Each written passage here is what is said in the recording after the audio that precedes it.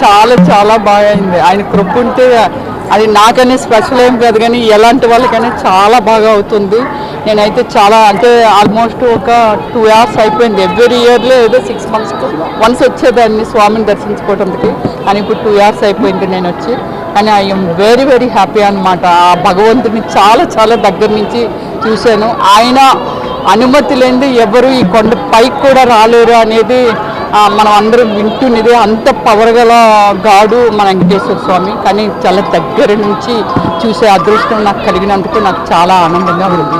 మళ్ళీ ఇంకా మంచి మంచి క్యారెక్టర్లో మీరు యాక్ట్ చేస్తే సినిమాలు కొంచెం దూరంగా కనిపిస్తుంది.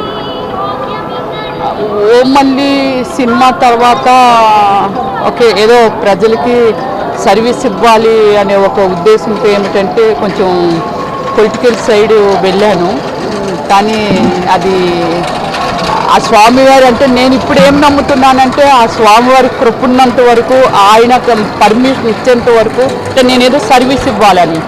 ఎవ్రీబడి నోస్ నేను మంచి సోషల్ వర్కర్నని, ప్రజలకు సర్వీస్ ఇవ్వాలని కోరుకున్న వ్యక్తిని. అది నా చిన్నప్పటి నుంచి ఉంది.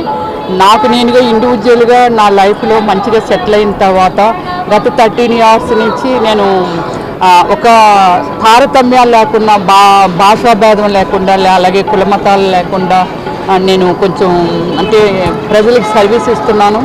అందుకని ఏమిటంటే అలాంటి సర్వీస్ ఇచ్చే అవకాశాన్ని ఆ భగవంతుడు నాకు ఎప్పుడు కల్పిస్తాడో అప్పుడు నేను పొలిటికల్గా నేను వెళ్ళాలని అనుకుంటున్నాను. ఎన్నికలు రాబోతున్నాయి, మీ పవన్కి ఏమైనా ఉందా? ఏ పార్టీ నుంచి ఆహ్వానాలు కానీ లేకపోతే మీకు ఏమైనా ఆలోచన?